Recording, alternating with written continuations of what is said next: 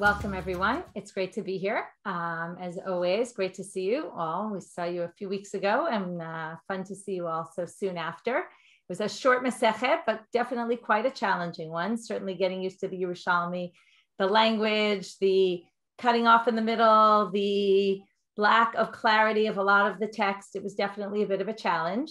I hope you all enjoyed, though, all the other elements of the Yerushalmi, which definitely were a little different than the Bavli, all the interpersonal relationships, etc.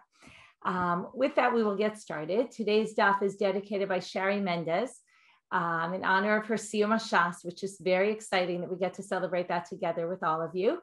It's dedicated in memory of her father, Martin Greenwald, and Rav Ronen Neuwirth, Zichrono Livracha, who passed away just this Pesach.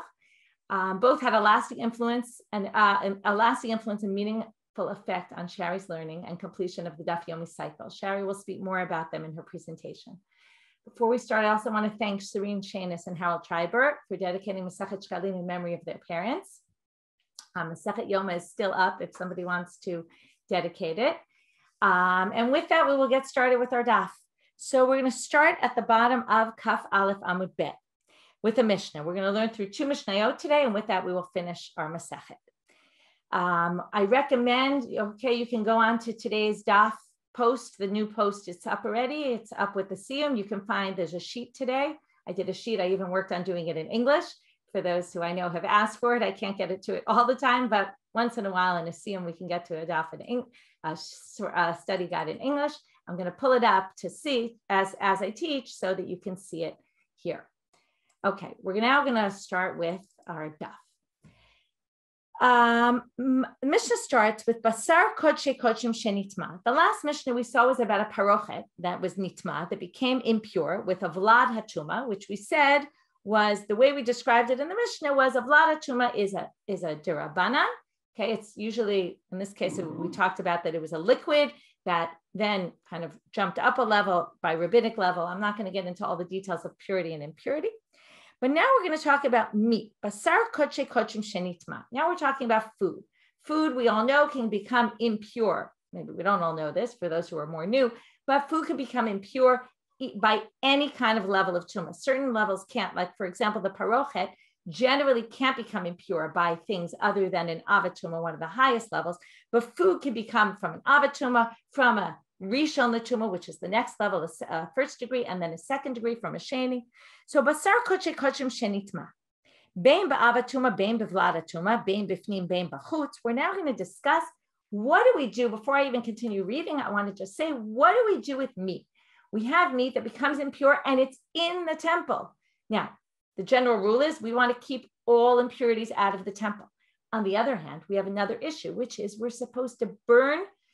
We're now talking about kodshe kodshim, which is meat that's supposed to be eaten in the temple. If it becomes impure, it's supposed to be burned in the temple. So it's a little bit strange because on the one hand, we want the stuff out of the temple. On the other hand, it has to be burned in the temple. So the Mishnah says, we're now going to have classic Mishnah, not really classic. We don't usually have so many opinions, but more classic even for the Gemara. We're going to have, as you see, are 4 different opinions: Beit Shammai, Beit Hillel, Rabbi Eliezer, Rabbi Akiva, sorry. And we're now going to see there's 4 different options here. Okay, I'll go through it on the chart first so you see it and visualize it to make it less complicated. Nitma ba'avatuma b'chutz. We're going to have things that became impure from an avatuma, which is a high-level tuma, outside the temple. Then we're going to have nitma ba'avatuma, high-level impurity, inside the temple. Then we're going to have nitma b'vladatuma, which is a secondary source. That's already not an avatuma. It's something that became impure from the avatuma. It's only what we call a rishon latuma, and it's going to turn that food into what we call a sheni, a second degree impurity. So this is from a secondary source, and it's outside. Then we're going to have nitma b'vladatuma inside. Okay, so avatuma is always going to be more strict. When it happens inside, it's always going to be a little more likely that we'll actually burn it inside rather than something that became impure outside, which then means in order to burn it inside, we're going to have to actually bring it into the temple. And we don't want to be bringing in impure things into the temple. So that's going to be our toss up here. And as you can see from the chart, there's all different kinds of options here of what people say. So the first opinion is, it doesn't matter whether it's an avatuma or a vladatuma, bein bifnim, bein b'chutz. It doesn't matter whether it's inside or outside. Beit Shammai omrim hakol yisaref bifnim. Beit Shammai says until they say otherwise. But right now, everything gets burnt in the temple because we have a halacha that you're supposed to burn things in the temple. But chutz mi, one exception, shenitma ba'avatuma b'chutz. If it's high level tuma and it happened outside, we're not going to bring that high level impurity inside the temple. Next, Beit Hillel omrim, second opinion, hakol yisaref b'chutz. They're the opposite. To keep everything outside the temple. We don't want any impurity getting into the temple unless it's nitma chutz mivlada mishnitma bivlada tuma bifni. It's a lower level impurity and it's already inside. So since it's already inside and it's already a lower level impurity, we're going to let you burn it inside. So those are the two different approaches of either try to keep everything inside or try to keep everything outside. Now we're going to have two other opinions. Rabbi Eliezer Omer, shenitma ba'avatuma, bein bifnim, bein b'chutz, yisaref b'chutz. If it became, okay, now we're going to go by not inside, outside, and we'd rather keep everything out or rather keep everything in. But now we're going to say it all depends whether it's high level, low level. If it's high level, we're going to keep it outside. Avatuma, doesn't matter whether it started, became impure inside or outside, we're going to take it outside and burn it outside. Yisaref b'chutz. Shenitma bivlada tuma, bein b'chutz, bein bifnim, yisaref bifnim. Once it's that lower level tuma, I'm specifically, by the way, saying higher and lower level because we're going to have a debate in the Gemara. What exactly do we mean when we say avatuma, and what do we mean by vlada tuma? We're going to see there's a bit of a debate about it. So if it's nitma bivlada tuma, no matter what, it's a lower level tuma. Bein b'chutz, bein bifnim, yisaref bifnim. Okay, so the lower level tuma, we're going to always bring it inside, even if it got impure outside. Rabbi Akiva omer makom tumato sham sreifato. Rabbi Akiva says, wherever, okay, he goes by, okay, so let's say if we say Rabbi Eliezer goes by level of impurity only, Rabbi Akiva goes by where it is, status quo. It's there, we keep it there. It's not there, we keep it out, okay? So if it's inside, it stays inside. If it was outside, it stays outside. So comes the Gemara and says, Bar Kapara Amar, so going down to the second chart on the sheet, Bar Kapara says, Avatuma Dvar Torah, Vladatuma midivrehem. Avatuma means it's impurity that was passed down by Torah law. And Vladatuma is something that the rabbis instituted. Okay, there's all sorts of rabbinic tumas. We're not going to get into this, but it's only an impurity on the rabbinic level. And that's why all the people who say we're going to be more lenient about it is because it's only rabbinic in nature. Rabbi Yochanan Amar, Bein Zeh Bein Zeh Dvar Torah. They're both from the Torah. It's just that one is, and this is how I described it originally, there's Rishon L'Tuma and there's Sheni L'Tuma. In other words, there's something that was, if an Avatuma passed on impurity to an item, it's going to be called a Rishon. If it was only a secondary source, like a Rishon L'Tuma, then we're going to call that a Sheni L'Tuma. That's already a lower level. They're both by Torah law. It's a Rishon and a Sheni by Torah law, but it's the lower level of impurity. So Rabbi Yochanan thinks these are all Torah laws, and Bar Kapara thinks, no, we're talking about rabbinic versus Torah level. To which the Gemara is going to ask a question. Bikasha to Rabbi Yochanan al Beit Shammai. Rabbi Yochanan is not going to make sense according to Beit Shammai. In other words, Rabbi Yochanan's understanding how he reads Beit Shammai. Why? To Beit Shammai omrim hakol yisaref bifnim chutz mishenitma ba'avatuma b'chutz. Remember, he says everything gets burnt inside, other than what's an avatuma outside. Ma bein avatuma b'chutz, ma bein vladatuma b'chutz. Zeh v'zeh lo dvar Torah. So now he says, but if you're saying everything is Torah law, why should we distinguish? Now, one could answer, we distinguish because one's higher level and one's lower level. But the assumption is, they ask, it doesn't make sense that you're not distinguishing, that you're making this distinction between Torah law and Torah law. If they're both impurities by Torah law, neither should be allowed to come into the temple, right? So therefore, or really it's Beit Shammai who says everything is inside other than an avatuma that was outside. We don't want to bring that in. But if it's Torah law, and the ones that are Torah law that are the vladatuma, that we're allowed to bring it in, even though it was outside. So if it's all Torah law, why do we make that distinction? And then they ask even further, according to Rabbi Yochanan. They say, "Va'afilu al de Beit Hillel lo mekasha." But wait, why wouldn't you also ask the same question on Beit Hillel? De Beit Hillel amar hakol yisaref b'chutz Remember, Beit Hillel said everything outside. It's the exact same question. It's just the question's reversed. In other words, the opinions are reversed. But again, each one is saying that there's one extreme case, which is different than all the others because of the levels of impurity. Now, if it's all by Torah law, then all should be the same law. To which they say, they actually don't say anything. Okay, so they say, right? So again, let's just keep reading the question. Right? Other than that,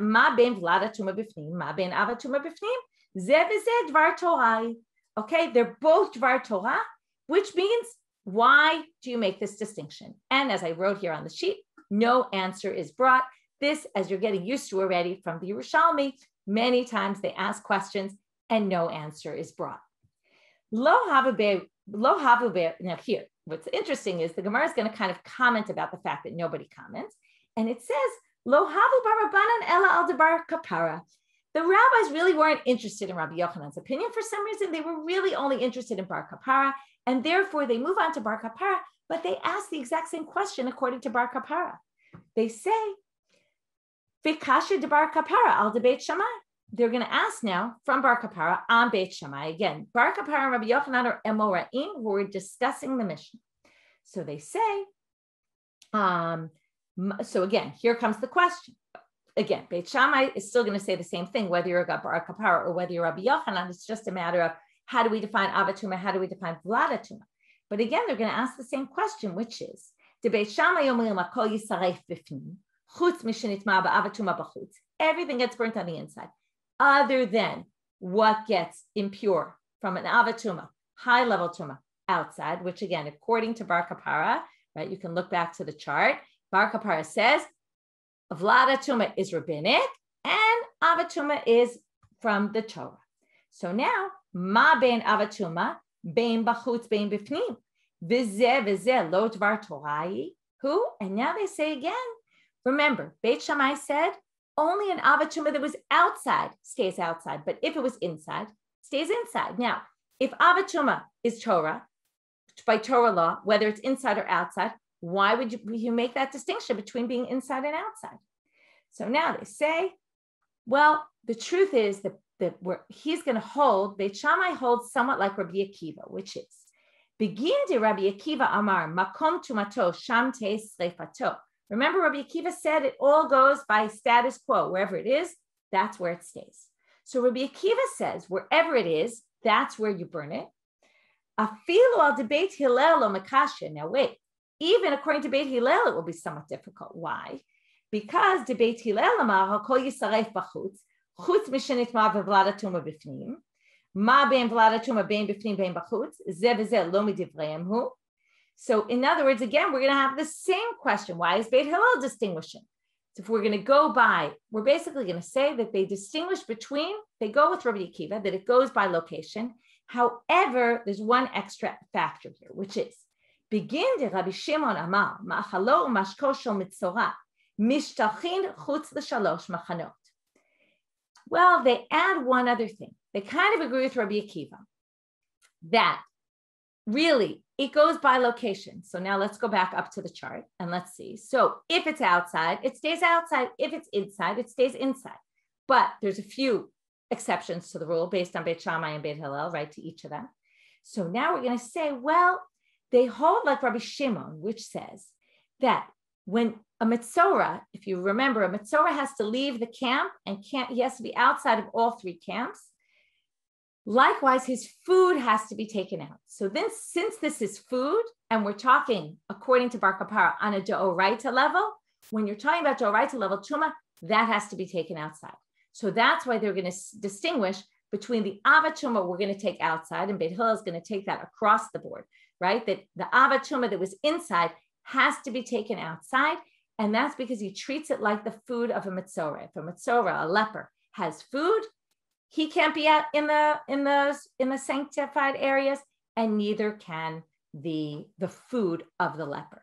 So likewise here, this is food. We're going to have to get the food outside, and we're not going to allow it in. Okay, moving on. This is a little bit of a difficult sugya, this section, right? All about impurities, purity, impurity. It's not always so simple.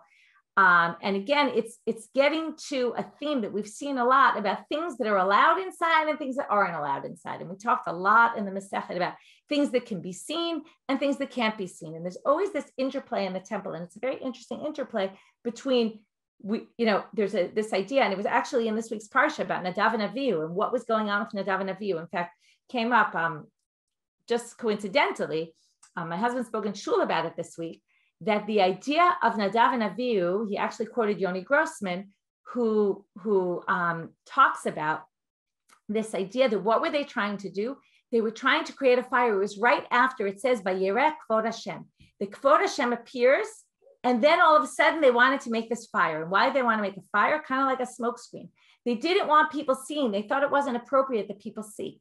And that's what God was upset about, because you really can see. And there's this idea, this interplay between always what can be seen, what can't be seen, what should be in, what should be out, where are things supposed to happen, and who can see what's happening. So it's, again, a little bit of this back and forth about these debates about where things are supposed to be. Okay, moving on. Now we're going to talk about the ramp of the altar. Okay, so when you go to up the altar, there was this big ramp that led to the altar. And now I'll move down okay, now we're going to read the next Mishnah, which, okay, this is all in English, but the charts go Hebrew to English. It's just the way I'm used to doing them. So I did them Hebrew to English in terms of the direction of them. So now we're going to talk about limbs of the Tamid sacrifice, limbs of the Musaf sacrifices, which are extra sacrifices that we do on the holidays, and the limbs of the Rosh Chodesh sacrifices. So a little bit of background. They slaughter the animal. These parts all have to get burnt on the altar, and then they bring them up the altar. But one Kohen brings them, other Kohanim bring them up. We're going to get into a lot of this stuff in Yom. It's a good lead into the next Masechet. And it says here, and it's good, this is Rosh Chodesh tonight. We're starting Rosh Chodesh, at least for those who it's already nighttime. And it's nice because we're going to really talk about Rosh Chodesh now.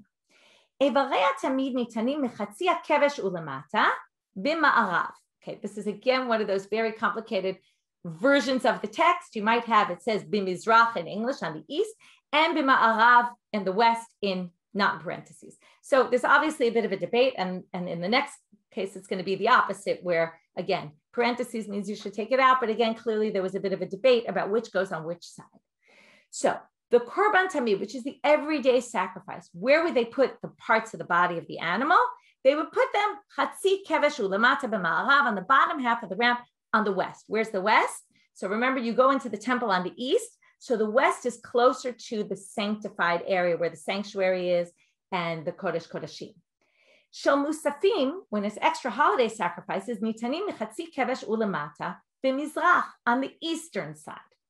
Shel Rashi Chodashim, when it comes to the Rosh Chodesh, nitanim al karkov hamizbeach milamalan. Also, some people say milamata. It's a debate, as we had already, where the karkov is. Is the karkov the part that goes around the ramp at about 6 amot of height, about 2/3 of the way up? Is it that area where the Kohanim sometimes walked around? Or sometimes people even say it was just for decoration. In fact, some people say it jutted out there so that if the Kohen fell, he would fall off from the top and fall onto that area. It's kind of a safety thing. So some people say they would put it on that area. Some people say milamalan means all the way at the top of the altar, in this place called the Karkov, which was the area that went around the Maracha, or between the Kranot HaMizbeach, which we're going to see, between the corners of the altar. That's the first part of our Mishnah. The second part has to do, and it's great that the Mishnah, that the Masechet ends. Sometimes you're expecting the Masechet almost to end with something. And this is a Masechet. In fact, one of the reasons why there's no Bavli about it is because it wasn't relevant in their times anymore. And what does the last Mishnah do? It comes and it says, what does this have to do with us today? Okay, it doesn't exactly say it the same way you or I might have asked it, but that's what they asked. HaShkalim v'habikurim einam noagim ela b'fnei habayit. They're no longer relevant nowadays. They only happen during the time the temple is around. Aval. But now they're going to compare and say there's other things that even once the temple is destroyed, we still keep. Ma'aser dagan, ma'aser behema, ubechorot nohagim bein b'fnei habayit bein shelo b'fnei habayit. So taking the trumot and masrot, the tithes of the produce, that continues even nowadays. In fact, we do that nowadays. Ma'aser behema, the 10th of your animals, also now, this is an interesting one. Both the 10th of your animals and the bechor, the firstborn, are supposed to be brought as sacrifices. So these are a little different because theoretically you would think that they shouldn't be relevant after the time of the temple. But the fact is they are nohagim bein b'fnei habayit ubein shelo b'fnei habayit. Now, it is very interesting about this because even though they theoretically hold, the rabbis at a certain point instituted that we're not going to keep Maaser Behema anymore. Okay. And that's because they were worried that people, what happens? You're supposed to leave it. You're supposed to sacrifice it. Now we can't sacrifice nowadays. So you leave it till it gets a blemish and then you're allowed to eat it, but without sacrificing. But they were worried that people wouldn't really do that and might end up using the animal. You're not allowed to work the animal. You're not allowed to shear the animal. So they actually stopped Maaser Behema at a certain point. And before they couldn't stop because Maaser Behema is you claim the 10th animal is going to be sanctified. So you can just not make it sanctified and you're okay. It's not like produce. We talked about this during the Masechet, that produce you can't eat until you tithe the produce. The animals, there is no such thing. So you can actually just kind of ignore it. And the rabbis basically said, we're not keeping this anymore.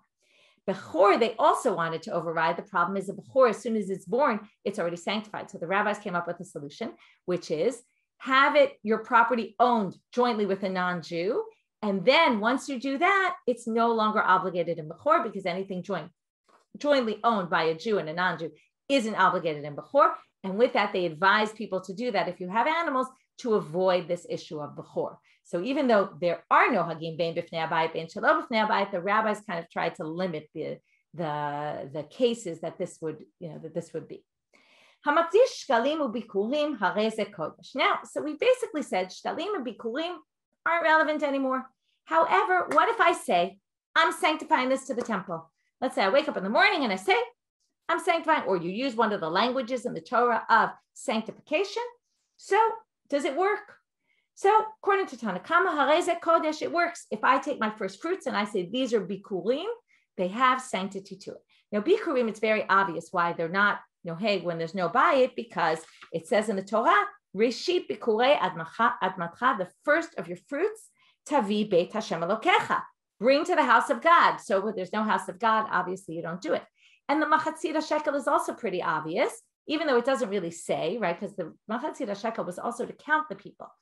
So it's less obvious, and that's why we're going to see that maybe there's a bit of a distinction between them. So here, we're going to see the distinction in a second. Rabbi Shimon Omer, ha'omer bikurim kodesh, einan kodesh.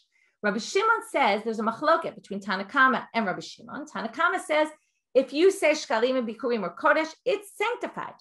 Rabbi Shimon says bikurim or kodesh, if you say bikurim or kodesh, it doesn't work. Now notice what's missing. He doesn't talk about the shkalim. Sounds like he thinks that shkalim would be kodesh also.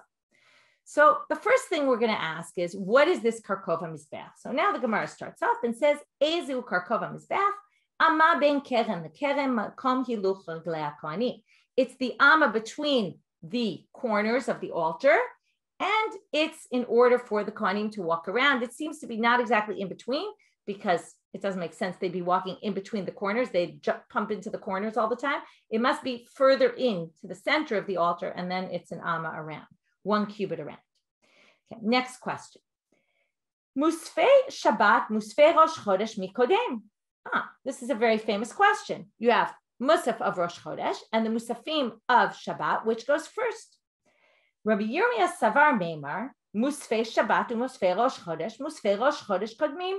Rosh Chodesh will go first. Now this is very strange because there's a Mishnah that we all probably, or many of us might be familiar with, which we learned a number of times already, which is Tadir v'she'eno Tadir, Tadir Kodem.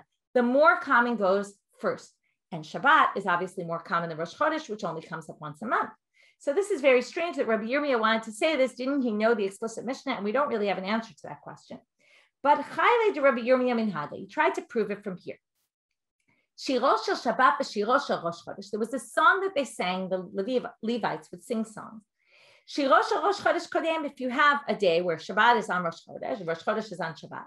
So you sing the song of Rosh Chodesh first. So he says, therefore also you must do the sacrifices first. Amar Rabbi Yosa, no, that's not a good proof, he says to him. Shnei Yitaman, that's there, but that's for a different reason. The Amar Rabbi Chia b'shem Rabbi Yochanan, kedei lefarsemo ulehodia shu Rosh Chodesh.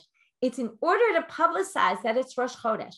and they wanted to publicize Rosh Chodesh. They wanted everyone to know when it was Rosh Chodesh. So because of that, they sung the song of Rosh Chodesh first to make it very clear. It's nice learning this on Rosh Chodesh, right? Here we have a good opportunity to make it very public. We have a lot of people here to make it very public that it's Rosh Chodesh today. Ketzad Hayahu said. So on the one hand, Rabbi Yossi is saying, it's true you do the song first, but what about the sacrifice? It sounds like you do the sacrifice. Now, don't the sacrifices correspond with the song? So now he's going to say, not really. So how would you do it? Shochet musfei Shabbat v'omer lehen shiro shel Rosh Chodesh. First, you do the sacrifice of Shabbat. While you're doing the sacrifice of Shabbat, you say the song of Rosh Chodesh. And that way, this is like a classic act of balancing. We, on the one hand, want to do what's more common first. On the other hand, we want everyone to know it's Rosh Chodesh. So we're going to do a combination. We're going to slaughter the animal because that's more important. We're going to do Shabbat first there. But when it comes to the song, we're going to sing Rosh Chodesh first. And then what are we going to, right? Then Biram Hacha. And then obviously we're going to do the Rosh Chodesh and sing the song of Shabbat, which shows, by the way, the song doesn't have to match the sacrifice. Biram Hacha, Musfei Shabbat, Musfei Rosh Chodesh, Musfei Shabbat Kodmim. Hashem kol tadir mechavero kodem et chavero, and then he says basically what I said before, which is, well, the obvious reason why it has to be that the sacrifice goes first is because we always do what's more common first. Okay, now we're going to get to the Shekalim and Bikurim, and this is going to be our last sugya for today and for our Masechet. HaShekalim kadshu. So now this is what I told you. It said in the Mishnah that if you do bikurim, it's not sanctified according to Rabbi Shimon, but it sounds like if you say today, nowadays, I'm bringing shkalim to the temple, it would be sanctified. Rabbi Shimon ben Yehuda, mishum Rabbi Shimon though, but somebody else passes down, ben elu lo kidshu. No, it's true he said it about bikurim, but it's true also for the shkalim, they're not sanctified. Tani. So now they bring a braita, a different topic, but similar. This is a very interesting halacha. When you convert, you're supposed to, if someone converts to Judaism, they're supposed to bring a sacrifice. You're supposed to bring a pair of birds for an ola, a burnt offering. Nowadays, you can't do that. There's no temple. So what are you supposed to do? You're supposed to bring the value of 2 bird offering, which is rivi'it kesef. It's a quarter of a dinar, of silver dinar. So you're supposed to bring that. So a ger bizman hazeh has to set aside money. Okay, we in fact don't do this. If you happen to be someone who converted, you'll be wondering, what are we talking about? Don't worry, we don't do this. Amar Rabbi Shimon, bitla Rabban Yochanan ben Zakkai mipnei takala. Rabban Yochanan ben Zakkai said, we don't want anyone doing this. What's the problem? And here comes in the classic, here we go. We don't want problems. What kind of problems are we worried about? Well, if I set aside money that's sanctified because I converted, and now I'm putting this money aside basically and sanctifying it, and it will go when the temple is rebuilt to my sacrifice, what's going to happen? What if someone uses that money and it's sanctified money? We already know what happens there. You're not allowed to do that. So we're worried about that happening. And that's what the Gemara says. Ma'u mipnei takala. And here again, we're going to have some girsa problems, textual problems. I'll fix them as we go along. Here's a braita that says we no longer can do any sort of sanctifications anymore. I'm skipping the next few words because it's not true and they take it out of the text. Bizman hazeh. Nowadays, we don't do this anymore. What do you do with it? Haksut tisaref. If it's clothing, you have to burn it because you don't want, right, anyone to do anything wrong with it.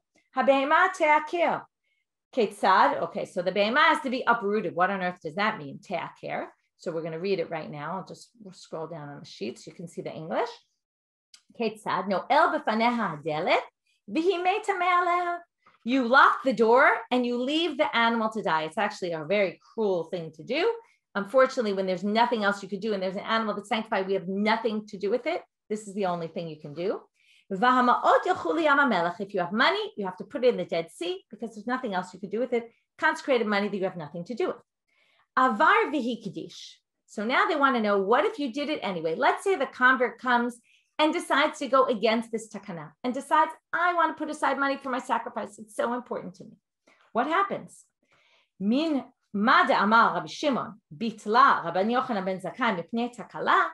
Well, we can learn it from the fact that he said that we got rid of this because of the takana. What does that seem to imply? Hada amra Avar v'hikdish kadsho. It must be that Rabbi Shimon thinks that it would work. Because if he didn't, or Rabbi Yochanan ben Zakkai thought it would work. If he didn't think it would work, then it would make a difference. We could let the convert put aside the money. If he's worried about a takala, it must mean it's actually sanctified. Rabbi Yehuda Antundalia. So now we're going to get to the last part of our daf. We're now going to bring a contradiction. According to this, what does Rabbi Shimon say? Shkalim are sanctified. Okay, right? So now we're going to see. Bai kome Rabbi Yossi. He asked Rabbi Yossi, Hada'at amal kidshu, v'hacha'at amar lo kidshu. And for this, I brought you the chart. In this Braita, we said, Rabbi Shimon says, Rabbi Yochanan ben Zakkai canceled it because of the takala. That means if you did it anyway, it's sanctified. The Braita about the shkalim, if you remember, said that Rabbi Shimon ben Yehuda said in the name of Rabbi Shimon, bein elu lo kidshu. Shkalim are not sanctified. So this seems to contradict. It sounds like one views them as sanctified and one views them not as sanctified. So now we're going to say Amar le Taman, and now we skip the next 4 lines according to most versions. Okay, so we're actually going to finish quicker than you thought. Taman, it says there, Shema Yiban. Why are the shkalim not sanctified? Because there's not just an issue that we're worried you might misuse the consecrated items. There's another issue, which is Shema Yibaneh Habayit Kibarishona.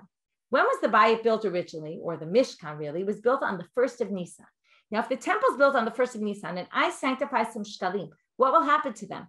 Can I use them? I won't be able to use them when the temple's rebuilt, because the temple's going to be rebuilt on the 1st of Nisan. And then what will happen? That year, we can't use, remember what we learned from the beginning, you can't use shkalim from the previous year. So therefore, and therefore, when it comes to shkalim, there's going to be no way to use those shkalim in the temple, at least not, now there's a bit of a problem with this because you can still use them for other things, but they can't be used for their main purpose, which is to buy sacrifices for that year. This is if the temple's built on the 1st of Nisan. Let's assume it is. But when it comes to the convert, that's not an issue. The convert can always bring it. And that's why when the convert does it, it's sanctified. When you do it for the shkalim, it's not sanctified. Rav Hamnuna for Rav Ada bar Ava b'Shem Bav, halacha keRabbi Shimon. But now they say that we paskin like Rabbi Shimon, and it's a bit of a question of what we paskin like Rabbi Shimon, but it sounds like for the bikurim, that the bikurim are sanctified, that wouldn't be sanctified, but shkalim would be sanctified. Just going to point out one very interesting thing about this, which is the Ran and Avodah Zarah points out that if you, let's say I say I'm sanctifying something for my shul. Okay, this is something that would happen, right? I'm giving money to my shul. But let's say instead of saying that, you say the words, which in Hebrew you might say an makdish, right? Which sounds like hekdesh. The question is, does that become hekdesh? And then do you have a problem with actually using that money? So the Ran actually says that if you're, and this is fascinating because it's not only about your words, and this goes back to what we talked about sacrifices in general, about your intent. If your intent was that it go to your shul and not to the temple, then even though you said the words, I'm makdish, you're not actually being makdish. And it's really going just for your shul, which is not sanctified, even though you might think of your shul as a sanctified place. It's not the same thing, and it's okay. With that, we're going to end our chapter because the next words are in parentheses. And with this, we finish Masechet Shekalim. I just want to point out, say 2 words about this, and then we'll move on to our, because this is a long daf. We have a program still ahead of us. So I want to just talk about how it's very interesting how the Masechet ends with relevance. And I think that a lot of what we've learned in this Masechet is very relevant. I was talking to my son today, who was an officer in the Army.